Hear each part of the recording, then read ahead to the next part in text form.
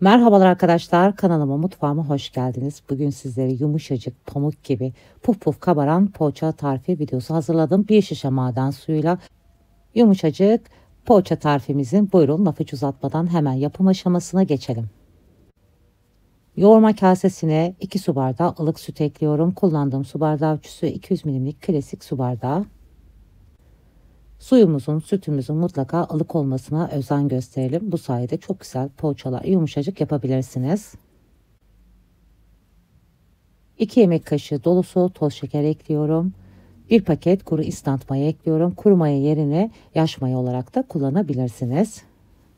İnstant kuru mayalar çok kolay aktif olur.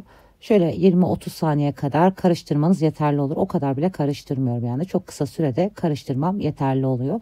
Eski tabii ki kuru mayalar biraz daha geç aktif olurdu. Şimdiki kuru instant mayalar kolayca aktif oluyor. 1 su bardağı sıvı yağ ekledim. 1 şişe maden suyu ekledim. Maden suyunu direkt buzdolabından alıp eklemiyoruz. En az şöyle bir yarım saat 40 dakika kadar oda ısısında dinlendirelim. 2 tatlı kaşığı tuz kullandım. Tuzu dolu dolu kullanmadım. Sizler kendi damak tadınıza göre tuz miktarını ayarlayabilirsiniz. Unu yavaş yavaş ekliyorum. Kesinlikle bir anda unu eklemeyin. Hamurunuz çabuk kıvam almış olur. O güzel istediğiniz yumuşak poğaça hamurunu elde edemezsiniz. O sebeple yavaş yavaş ekleyelim unu her zaman. İlk önce unun bir kısmını ekledim. Malzemeleri güzelce karıştırdıktan sonra geri kalan unu da yavaş yavaş ekliyorum. Ele yapışan yumuşak bir hamur elde edene kadar ben toplamda 8,5 su bardağına yakın un kullandım. Sizin tabii ki un markanıza göre değişiklik gösterebilir. Hamurunuz bu kıvamda olana kadar un eklemesi yapın. Bakın hamur yoğurma kasesinden kolayca ayrılıyor ama tabii ki ele yapışıyor. Bu kıvam çok önemli. Sizlerle kendi deneyimlemiş olduğum püf noktalarını bu şekilde elimden geldiğince anlatmaya çalışıyorum. Yoğurma kasesinden havaya kalkan bir hamur olacak. Elinize yapışan, elinizden akan bir hamur olacak. 1 tatlı kaşığı dolusu tereyağı kullandım. Tereyağı kullanmak istemiyorsanız bu aşamada poğaçaya eklemiş olduğunuz sıvı yağ bardağın dibinde biriken yağ eklemeniz veya 1-2 yemek kaşığı sıvı yağ eklemeniz yeterli olacaktır. Elinize yapışıyor diye kesinlikle kontrolsüz un eklemeyin. Bu aşamada bardağınızın dibinde biriken sıvı yağ veya ayrıyetten 1-2 yemek kaşığı sıvı yağ eklediğinizde poğaça hamurunuz çok güzel toparlanmış olacak. Tereyağı da ayrı lezzet veriyor. Ben kullanıyorum, sizlere de tavsiye ederim. Tabii ki tereyağsız yaptığım poğaçalar da çok lezzetli oluyor. Hamurun kıvamını, yumuşaklığını sizlere bu aşamada da göstermek istiyorum. Hamuru yukarı doğru kaldırdığınızda elinizin altından akan yumuşak esnek bir hamur olacak. Hamurun kapağını kapatıyorum. Yaklaşık 50 dakika kadar mayalandıracağım. Tepsi mayasını daha uzun süre yapacağım için bu aşamada çok fazla mayalandırmayacağım. Tabii ki yazın sıcak havada daha kısa sürede daha kolaylıkla mayalanıyor. 50 dakika kadar mayalandırmış olduğum hamurun ilk maya kokusu çıkması için yoğurma kasesinde biraz yoğuruyoruz. Yoğurma kasesinde maya kokusu çıkana kadar yoğurduktan sonra tezgahıma alıyorum. Güzelce biraz havalandırıyorum ve sonrasında hamur kesme aparatımla bezelere bölüyorum. Hamurun da yumuşaklığını bu aşamada da görüyorsunuz. Kesinlikle kalıp gibi sert duran bir hamur olmayacak bu aşamada da. İlk önce gelişi güzel kestim. Sonra 17 bezeye böldüm. Biraz ben bezeleri büyük tuttum. Büyük poğaça yapacağım. Sizler daha ufak poğaça yapacaksanız 20 bezede yapabilirsiniz. Hatta daha yani 25 beze olarak da yapabilirsiniz. Ufak hamur şekillendiriciyle açıyorum. Sizler dilerseniz merdane yardımıyla da açabilirsiniz. Poğaçada patatesli iç kullanacağım. Yalnız bu aşamada da kusura bakmayın, sizlere patatesli iç harcımın detaylarını gösteremedim.